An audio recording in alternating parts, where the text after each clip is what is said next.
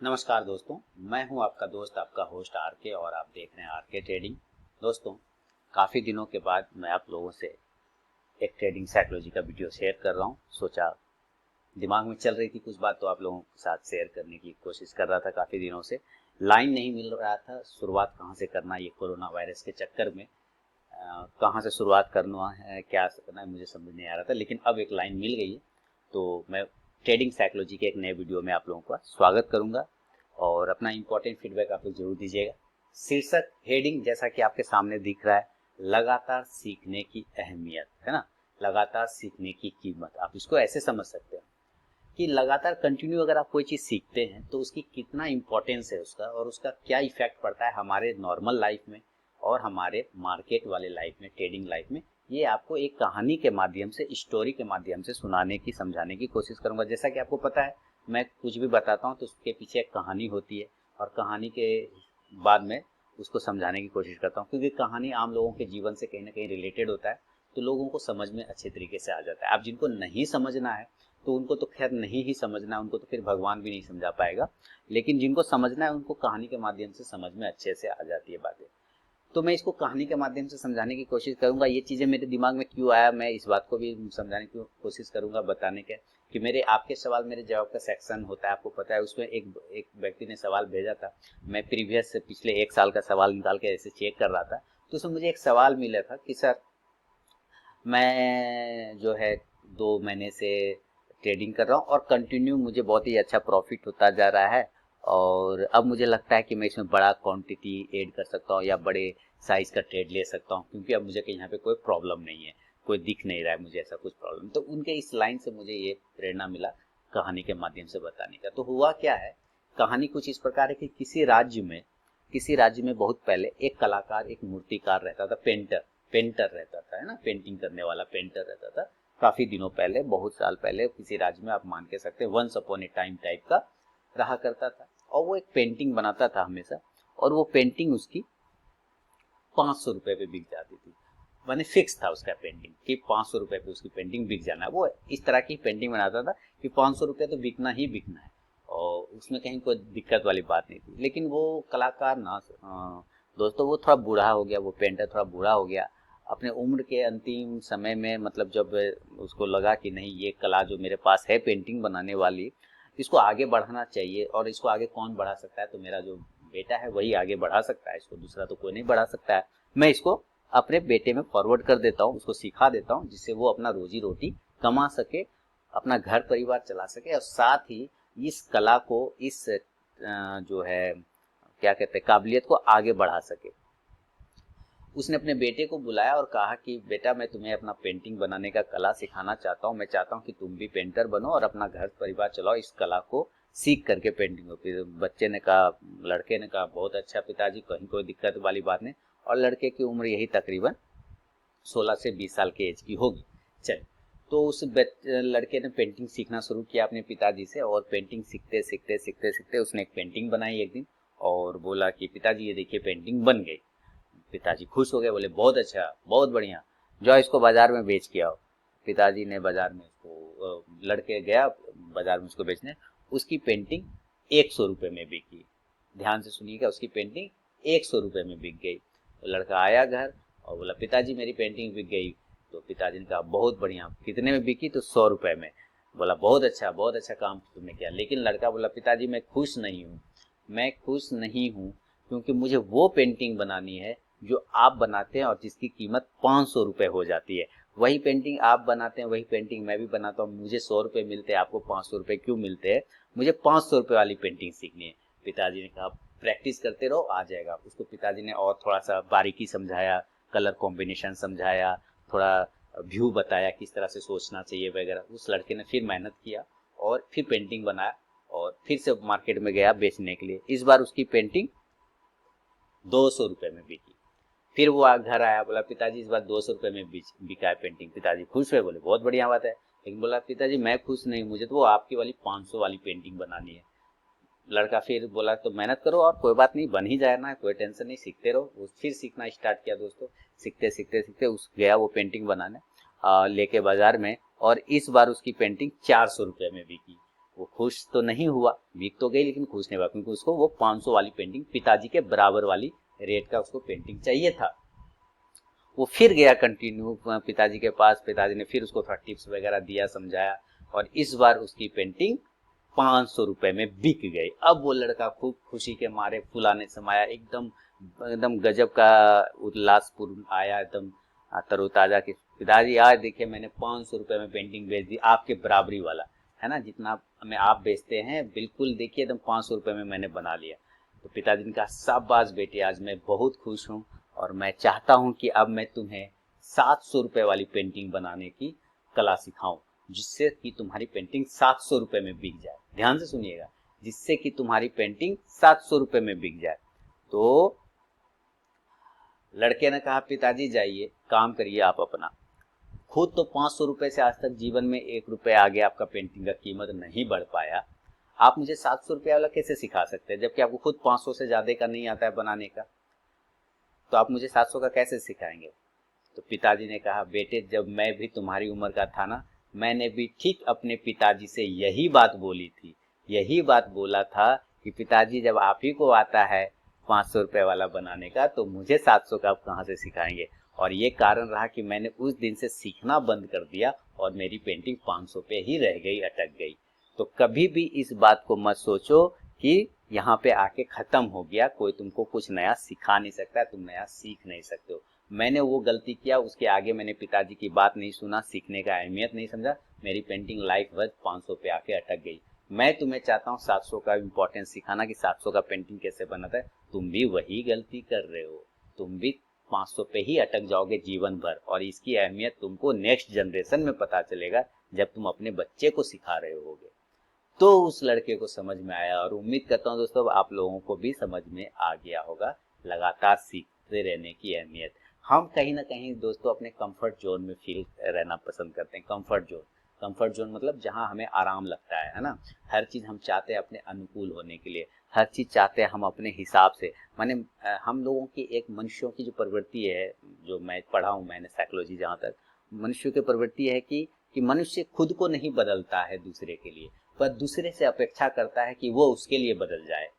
ध्यान से सुनिए, मनुष्य खुद को नहीं बदलना चाहता है एक व्यक्ति, लेकिन वो सामने वाले से ये उम्मीद करता है कि सामने वाला उसके हिसाब से बदले, सामने वाला उसके हिसाब से चले।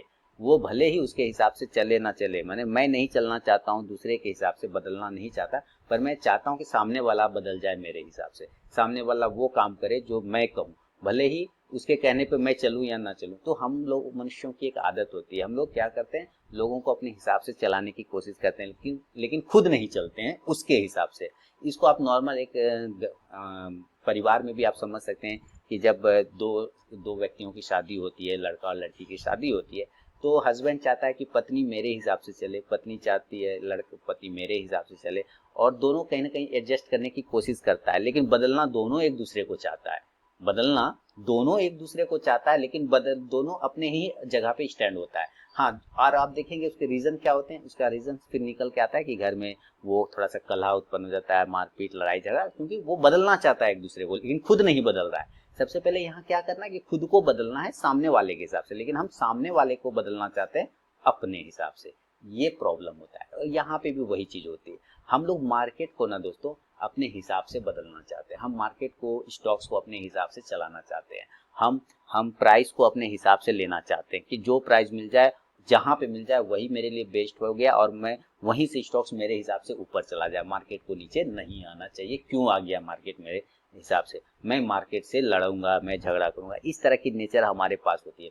अब मैं एक सिंपल एग्जांपल देता हूँ। आप कभी भी, मेरे पास इतने सवाल आते हैं, मैं आपको पता है ये बहुत सारे सवाल, उसमें ऐसे ऐसे सवाल होते हैं, ऐसे ऐसे जिनका कहीं कोई लॉजिक नहीं होता, वो सिर्फ जबरदस्ती का एक चीज होता है, एक जबरदस्ती चीज वो ढूंढ रहे होते हैं इस मार्केट में, कि इस मार्केट को वो अपने हिसाब से चला सके। एक व्यक्ति ने मुझे कहा, जैसे कि आप जानते हैं मेरा 3 स्टार का वीडियो आता है आरके ट्रेडिंग चैनल पे, और बाजार हाट न्यूज पे 3 स्टॉक्स भी देता हूँ। तो जाहिर सी बात है, इंट्राडे का जब ट्रेडिंग होता है तो बाय और सेल लेवल आता है, या तो बाय अबव या तो सेल बिलो, तो हम लोग लेवल के हिसाब से ट्रेड करता है। लेकिन कुछ व्यक्ति ये चाहते हैं कि नहीं, या तो तुम सिर्फ बोलो कि ऊपर स्टॉक जाएगा, या तो तुम बोलो सिर्फ स्टॉक नीचे जाएगा। दोस्तों एक नॉर्मल कंडीशन में आप समझिए, बहुत ही नॉर्मल हिसाब से अगर ये चीजें आपको पता ही हो जाए कि ये स्टॉक्स ऊपर ही जाएगा नीचे नहीं आएगा, तो बैंक में मैं पैसा क्यों रखूंगा, किसी भी बैंक में मैं पैसा क्यों रखूंगा। मैं सारे पैसे लगा के स्टॉक्स में नहीं लगा दूं कि ये तो ऊपर ही जाना है आज, है ना, सारे पैसे लगा दूंगा और एकदम लाखों कमा लूंगा। या अगर पता है कि नीचे ही जाना है वन साइड, तो सारे पैसे लगा दूंगा सेल साइड में और खूब पैसा कमा लूंगा। बैंक में फिर क्यों रखूंगा, क्योंकि ये दोनों लेवल इसलिए भी होते हैं क्योंकि हमें पता है हम मार्केट को अपने हिसाब से नहीं चला सकते हैं, हमें मार्केट के हिसाब से चलना होता है। तो इसलिए हम लोग दोनों साइड बैठते हैं, बाय साइड भी बैठते हैं और सेल साइड भी बैठते हैं कि भाई मार्केट अगर तुम बाय साइड जाओगे तो मैं बाय साइड चला जाऊंगा, अगर तुम सेल साइड आओगे तो मैं तुम्हारे साथ सेल साइड आ जाऊंगा। सिंपल। तुम मेरे हिसाब से क्यों बदलोगे, बिल्कुल नहीं बदलो, क्योंकि तुम तो सुप्रीम हो, मार्केट तो सुप्रीम है, नहीं बदलो, हम तुम्हारे हिसाब से बदल जाएंगे, है ना। यहाँ ये लॉजिक होना चाहिए कि मार्केट जैसे बदलेगा हम भी बदल जाएंगे उसके साथ साथ, उसमें कोई दिक्कत वाली बात नहीं है। लेकिन सिर्फ एक साइड जबरदस्ती एक साइड बैठे रहेंगे कि नहीं मैं तो बाबू तुमको बाय ही करूंगा, तुमको बाय साइड ही जाना होगा, मैं तो तुमको सेल ही करूंगा, तुमको सेल साइड ही आना होगा, ये अगर हम करेंगे तो इसका मतलब है हम सीखने का जो अहमियत है, सीखने की कीमत है, उसको हम भूल चुके हैं, उसको हम पीछे छोड़ चुके हैं। क्योंकि सीखना हमें क्या सिखाता है, सीखना कोई भी चीज ज्ञान क्या सिखाता है कि हम वर्तमान परिस्थिति को, करेंट सिचुएशन को एनालाइज कर पाए और उसके एनालाइज करके उसके ट्रेंड के हिसाब से चल सके। इस वजह से दोनों साइड के हमारे पास लेवल होने चाहिए, बाय साइड के भी होने चाहिए, सेल साइड के होने चाहिए। अगर बाय साइड जाएगा तो मैं बाय साइड चला जाऊंगा, सेल साइड आएगा तो सेल साइड चला जाऊंगा। लेकिन यहाँ पे लोग सीखना इस बात को नहीं समझना चाहते हैं, सीख तो जाते हैं लेकिन वो समझ भी नहीं पाते। अब जैसे एक काला कौवा है, सपोज कौवा है ना, कौवा तो देखा ही आप लोगों ने, वो हमें क्या सिखाता है, आपने देखा है कौवा को क्या सिखाता है, छोटा सा प्राणी है, क्या सिखाता है, काला है, बदरंग है, बदसूरत है, कौवा है ना, बदसूरत है, काला है, लेकिन वो सिखाता क्या है, वो सिखाता है चालाकी, वो सिखाता है फुर्ती। आप देखेंगे हल्की सा आहट होता है कौवा उड़ जाता है ना, वो हमें क्या सिखाता है, उतना छोटा सा प्राणी है, पक्षी है और उतना बदरंग है, उतना बदसूरत है, लेकिन चालाकी सिखाता है। तो हर चीज कहीं ना कहीं छोटी चीज हमें बहुत कुछ सिखा जाती है। मार्केट हमें कंटिन्यू इस बात को सिखाती है कि मैं तुम्हारे हिसाब से नहीं चलूंगा, तुमको मेरे हिसाब से चलना होगा, यानी तुम बदलो मेरे हिसाब से तो मैं अपने आप तुम्हारे हिसाब से बदल जाऊंगा। अगर आप मार्केट के हिसाब से चलेंगे तो आप पाएंगे कि मार्केट भी अब आपके हिसाब से चलने लग गया है, क्योंकि ऑलरेडी आप वही कर रहे हैं जो मार्केट आपसे जिधर जा रहा है, आप मार्केट के हिसाब से चले जा रहे हैं, क्योंकि आप बदल चुके हैं ना, उसके साथ साथ फ्लेक्सिबल हो चुके हैं। तो यहाँ पे लोग अपने ईगो पे बैठे रहते हैं। अब ईगो का बात करूं, ईगो किसको बोलते हैं, आप लोग जानते हैं ईगो मतलब होता है ईर्ष्या जलन, नहीं इस तरह की ईगो तो ईर्ष्या जलन तो होता ही है। ईगो होता है अपना अहम, मतलब हम एक स्टैंड कायम कर लिए, हम उस पर अड़ी हुए, चाहे भले ही वो स्टैंड टूट क्यों ना जाए, मैं बैठा हूँ, ये होता है अहम। हम अपना एक स्टैंड बना लिए हैं मार्केट के प्रति कि भाई मैं तो मार्केट को नीचे, तुम कितना ऊपर जाओगे मैं तो तुमको सेल ही करूंगा, ये हुआ ईगो। तुम कितना नीचे जाओगे मैं तो तुमको बाय ही करूंगा, ये हुआ ईगो। अरे भाई जब वो सेल साइड जा रहा है तो सेल कर लो, अरे भाई जब वो बाय साइड जा रहा है तो बाय कर लो। क्यों मार्केट से लड़ना, कमाने आए कि लड़ने आए मार्केट से, ये बताइए। मार्केट में कमाने के लिए आए हैं या लड़ने के लिए आए हैं, आप डिसाइड कर लीजिए। लड़ने के लिए आए हैं तो लिख लीजिए कहीं ब्लैंक कॉपी पे, लिख लीजिए आरके ट्रेडिंग का लाइन। अगर मार्केट से लड़ाई करने आए तो मार्केट आपको जीरो करके छोड़ देगा, रोड पे ला के छोड़ देगा, अगर आप उससे लड़ाई करने का दिमाग में रखे हुए हैं, उससे बदला लेने की कोशिश कर रहे हैं तो। और अगर मार्केट में कमाने आए और सीख कर कमाने आए हैं तो मार्केट आपको इतना पैसा देगा कि आप रख भी नहीं पाएंगे। इस बात को आप कहीं ना कहीं लिख लीजिए, ठीक है। इसलिए यहाँ पे आपको कंटिन्यू सीखना है, जहां से मिले, जो मिले, जैसे मिले सीखना है। और एक आदत अपने अंदर डेवलप कर लीजिए दोस्तों, परेशानी होगी डेवलप करने में, क्योंकि हम भारतीय लोगों की आदत है, हम लोग बहुत तेजी से सब चीज चाहते हैं, बहुत फास्ट चाहते हैं। हम लोगों को एक आदत है वीडियो को स्किप कर करके देखने का, वीडियो को फॉरवर्ड कर करके देखने का। अरे भाई क्यों देखना है, नहीं मत देखो, इससे अच्छा आधा देखिए, एक पुराना कबीर साहब ने क्या बना था, अधछल गगरी छलकत जाए। जिसको आधा अधूरा ज्ञान है जिसके दिमाग में ना, वो अपने आप को ज्यादा एडवांस समझता है।